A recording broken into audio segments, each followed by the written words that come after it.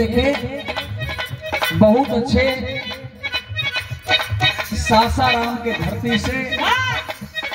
संजय देवा जी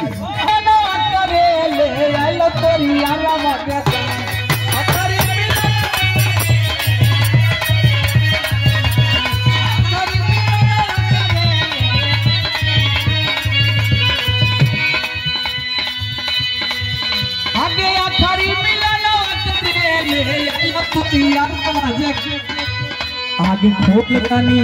आगे खोल कानी आगे खोल कानी शीशा अपन करावा के देखे बेचे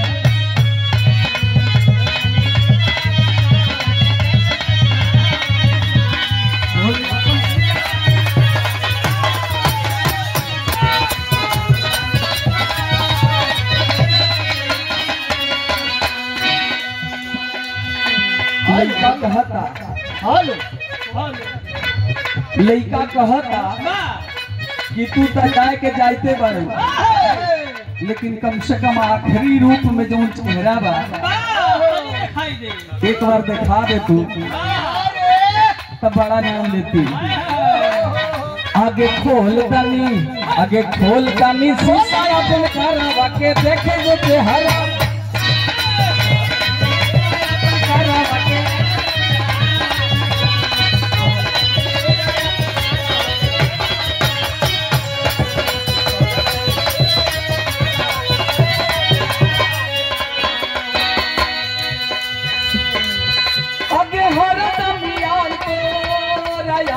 सुरतिया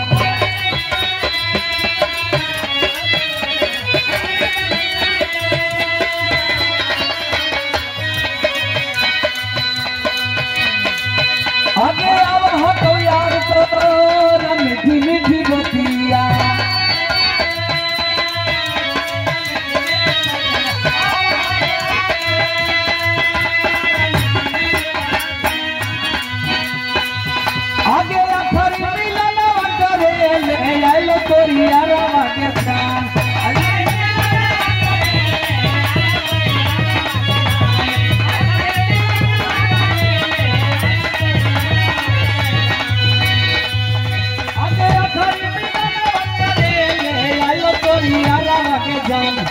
आगे खोला कानी शीशा अपन करावा के देखो चेहरा आगे जान